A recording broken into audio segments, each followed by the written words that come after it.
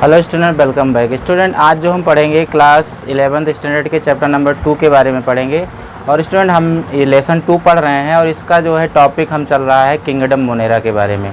और kingdom Monera में जो है हमने बहुत सारे ऐसे टॉपिक्स हैं जिसको हमने पढ़ लिया है, उसके कैरेक्टरिस्टिक फीचर्स को पढ़ लिया है। तो स्टूडेंट, आपको बताया भी गया था तो उसको अच्छे से पढ़ना है। अब उसके बारे में आज जो हम पढ़ेंगे वो बहुत ही इंपॉर्टेंट टॉपिक चलेगा किंगडम मोनेरा में, क्लासिफिकेशन ऑफ मोनेरा के बारे में।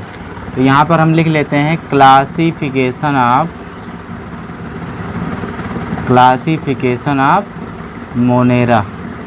अगर हिंदी में बोला जाए तो कहने का मतलब जो मोनेरा जगत है, मोनेरा जगत के अंतर्गत आने वाला उसका जो वर्गीकरण मोनेरा जगत का है, या इसको हमने आपको बताया था कि जो मोनेरा मतलब होता है बैक्टीरिया, आल बैक्टीरिया, ठीक है। तो मोनेरा जगत का वर्गीकरण, इस तरीके से इसको हिंदी में पढ़ सकते हैं।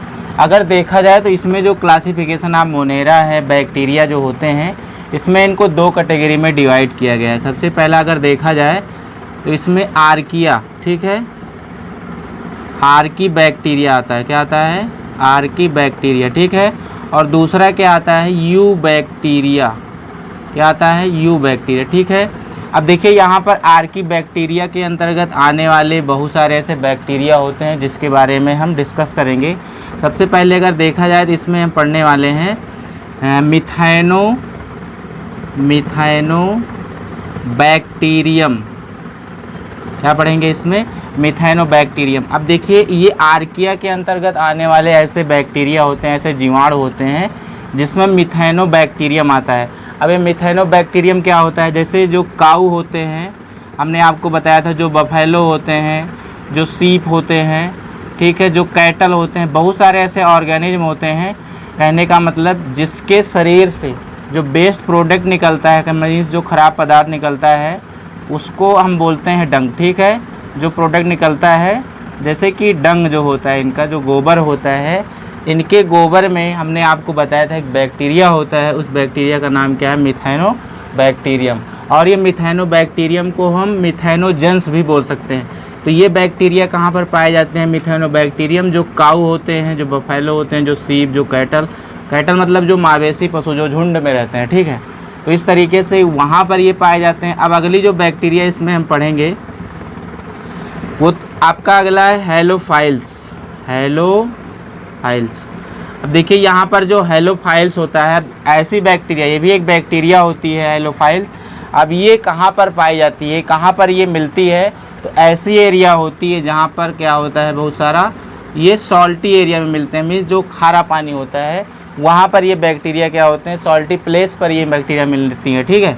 अगला जो होता है थर्मो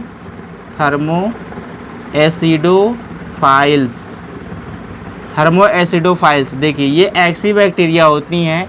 अब ये ऐसी बैक्टीरिया हैं तो ये कहाँ पर पाई जाती हैं, ये कहाँ पर मिलती हैं? तो इस तरीके से स्टूडेंट ये कहाँ पर पाई जाती हैं? ऐसा स्थान जहाँ पर बहुत ज़्यादा हॉट हो, क्या हो? हॉट स्प्रिंग प्लेस पर ये मिलती हैं, जहाँ पर बहुत सारा हॉट होता है, बहुत सारी गर्मी होती है, वहाँ पर ये बैक्टीरिया सर्वाइव कर सकते हैं, ठीक है। तो हमने देखा जो आर्की बैक्टीरिया होते हैं, आर्की बैक्टीरिया के अंतर्गत 3 प्रकार की ऐसी बैक्टीरिया होती हैं और इनके हम प्लेस के बारे में जानकारी लिए, ये कहाँ पर पाई जाती हैं। तो हमने पहला देखा मिथाइनो बैक्टीरियम कहाँ पाई जाती है, तो काऊ, बफेलो, सीप, कैटल, जो भी मावेशी पशु होते हैं, उनके अंदर जो वेस्ट प्रोडक्ट निकलता है, मीन्स जो डंग प्रोड्यूस होता है, गोबर, उनके शरीर में जो बैक्टीरिया होते हैं वो प्रेजेंट होते हैं। अगला हमने देखा जो हेलोफाइल्स होते हैं, हेलोफाइल्स बैक्टीरिया कहाँ पर पाए जाते हैं? सॉल्टी प्लेस पर, सॉल्टी एरिया में पाए जाते हैं, ठीक है। अब यहाँ पर जो तीसरी बैक्टीरिया हमने पढ़ा थर्मो एसिडोफाइल्स, ये कहाँ पर पाई जाती हैं? ऐसा एरिया जहाँ पर बहुत सारी हॉट होती है, बहुत सारी हॉट स्प्रिंग होती है, वहाँ पर ये मिलती हैं। तो स्टूडेंट ये क्लासिफिकेशन आप मोनेरा के अंतर्गत आने वाले हम 2 वर्गीकरण को पढ़ रहे हैं, एक आर्की बैक्टीरिया, दूसरा है यू बैक्टीरिया। अब देखिए यू बैक्टीरिया क्या होते हैं, इसको हम ट्रू बैक्टीरिया भी बोलते हैं। क्या बोलते हैं स्टूडेंट?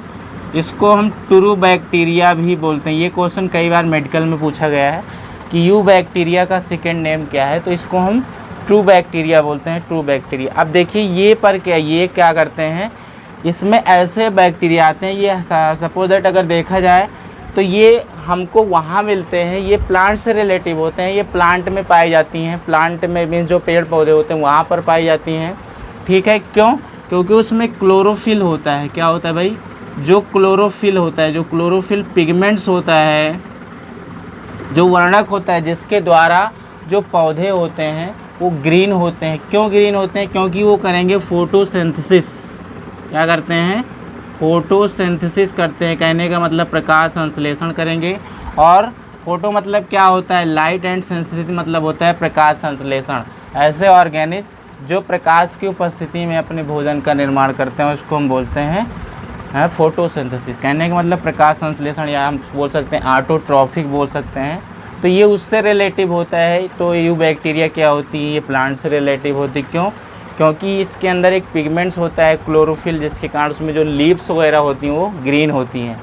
तो स्टूडेंट हमने देख लिया यहाँ पर जो क्लासिफिकेशन ऑफ मोनेरा होता है, इसके बहुत सारे ऐसे बैक्टीरिया को देखा। जब हम नेक्स्ट पढ़ेंगे तो हम पढ़ेंगे नेक्स्ट मोनेरा के बाद प्रोटिस्टा। ठीक है, तो प्रोटिस्टा हम आपका जल्दी ही स्टार्ट करने वाले हैं। तो स्टूडेंट ये किंगडम में सबसे पहला जो आपका वर्ग था, कहने का मतलब वो मोनेरा था। इसको हमने पढ़ लिया। जब नेक्स्ट पढ़ेंगे तो प्रोटिस्टा के बारे में पढ़ेंगे। तो स्टूडेंट आपसे रिक्वेस्ट है इसको अच्छे से पढ़ना है। नहीं इसमें कोई आपको डाउट है तो आप कमेंट कर सकते हैं। फिर मिलते हैं नेक्स्ट वीडियो में। आज के लिए इतना ही। Thank you class.